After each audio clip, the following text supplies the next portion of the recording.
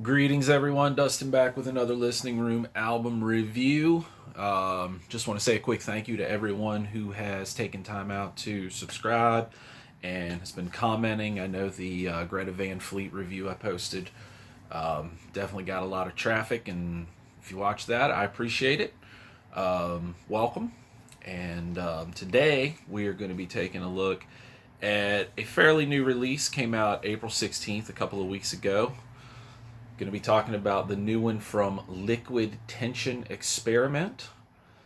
This, of course, is the progressive rock, progressive metal supergroup featuring former Dream Theater drummer, current Transatlantic, Neil Morse Band, Sons of Apollo, drummer Mike Portnoy, and current Dream Theater members John Petrucci, Jordan Rudess, and the band is rounded out by bass virtuoso Tony Levin.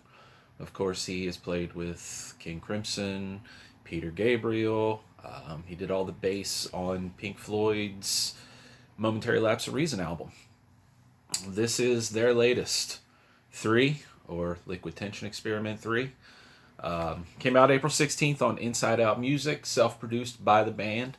And this is a monster of progressive rock, progressive metal, fusion, just all kinds of stuff going on with this record. Of course, this is all instrumental. You take a look at it. This is the Digipack version, very colorful. There's the guys right there. And yeah, really cool record. Album kicks off with Hypersonic, which is just absolute insanity. There are probably more notes in the first 30 seconds of this song than there are on a lot of people's entire albums. It's incredible. Just mind-boggling how much is crammed into such a short. Not that it's a short song, but it's insane. Hypersonic. What a way to kick off this album. Beating the Odds, track 2, definitely progressive in nature, but definitely a more melodic song that doesn't quite try to pack so much into certain space. It sees Rudess and Petrucci kind of switching roles and taking the lead on the song from guitar to keyboards. Liquid Evolution is it's a shorter, only around 3 minutes, a shorter atmospheric kind of piece. There's some, I'm not sure if it's percussion or if it's percussion that's being played on a keyboard, but it's almost reminiscent of it almost sounds like steel drums. I'm not really sure what that is, but it definitely gives the track some flavor and makes for a cool sound. The Passage of Time, really groovy track, lots of cool guitar work. Then we have Chris and Kevin's Amazing Odyssey, and this is a duet, I guess you would call it. Is it a duet? If it's an instrumental, I don't know. It's Portnoy and Tony Levin, and features some interesting kind of bowed bass work with Portnoy's drumming behind it. Interesting track. Up next is Rhapsody in Blue, which is a cover of an old George Gershwin track. Dates all the way back to 1924. Originally written for classical and jazz arrangements, and it is here in all of its progressive, face-melting, mind-boggling, epic glory. It is an awesome track. Shades of Hope, very slow compared to the rest of the record. Slow, guitar-driven, almost has kind of a sad quality to it, but a really beautiful guitar-driven track.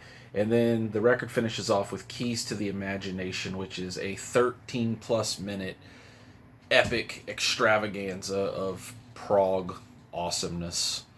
And what's really cool about this record is just the way this band just, the really appropriate name, the Liquid part especially, because it's so fluid the way that they can transition from these super complex parts to these heavy grooves into these spacious sections, and these songs just have this fluidity to them all the way throughout, whether it's the shorter 3-minute tracks or something that's 15 minutes long.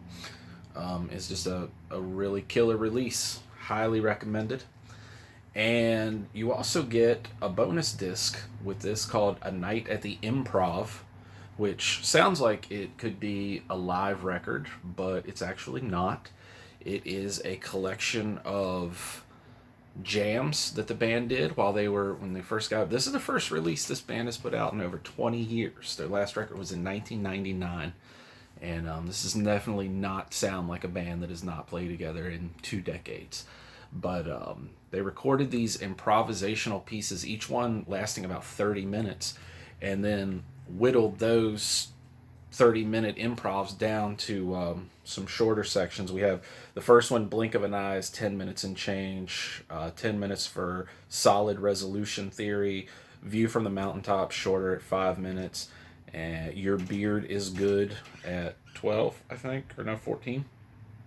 And then 15 for Yaman.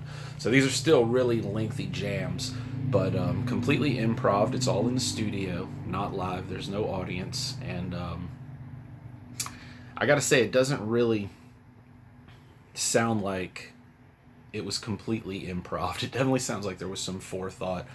But when you consider the caliber of musicians that you're dealing with here in this band, who knows? But the second disc, every bit as enjoyable as the actual album itself. And there you go. Comes in a super cool, brightly colored digipack. And if you're a fan of progressive rock, progressive metal, if you're a fan of Dream Theater, fusion, jazz fans, all that, highly recommend this one. Really, really cool instrumental record from Liquid Tension Experiment. If you're new to my channel, help me out. Hit the like button, hit the subscribe button, leave a comment, let me know what you thought of this album, and we'll see you real soon. Thanks for watching.